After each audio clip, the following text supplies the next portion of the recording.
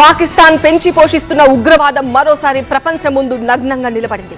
తాము ఉగ్రవాదానికి వ్యతిరేకం అంటూ అంతర్జాతీయ వేదికలపై నీతులు చెప్పే పాకిస్తాన్ లోపల మాత్రం వారికి ఎలా రెడ్ కార్పెట్ పరుస్తుందో చెప్పడానికి షోయబ్ అఖ్తర్ సోదరుడి అంత్యక్రియల ఘటనే ప్రత్యక్ష నిదర్శనం.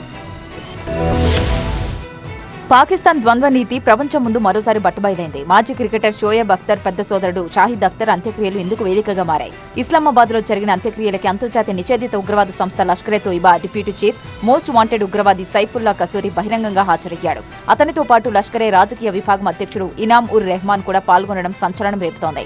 భారత్ కు అత్యంత ప్రమాదకరమైన కసూరి 2025 ఏప్రిల్ పహల్గామ్ ఉగ్రదాడికి ప్రధాన సూత్రధారి. ఆపరేషన్ సింధుతో లష్కరే దెబ్బతిన్నప్పటికీ ఇటీవల 26/11 తరహాలో సముద్ర మార్గం గుండా దాడి చేస్తామని కసూరి భారత్ ను హెచ్చరించాడు. అయితే పాకిస్తాన్ ఉగ్రవాదులకు వారి కార్యకలాపాలకు ఆశ్రయం ఇస్తూ వారికి అండగా ఉంటుందనే వాదన భారత్ కు చాలా కాలంగా వినిపిస్తోంది. కానీ తమ భూభాగంలో ఉగ్రవాదులకు ఆశ్రయం లేదంటూ ప్రపంచాన్ని నమ్మించే ప్రయత్నం చేస్తోంది పాకిస్తాన్. ఇప్పుడు ఇలా ప్రముఖుల కార్యక్రమాల్లో మోస్ట్ వాంటెడ్ ఉగ్రవాదులు బహిరంగంగా తిరుగుతూ ఉండడం పాక్ వ్యవస్థ ఉగ్రవాదానికి ఎంతలా అండగా నిలుస్తుందో చెప్పడానికి ప్రత్యక్ష నిదర్శనం.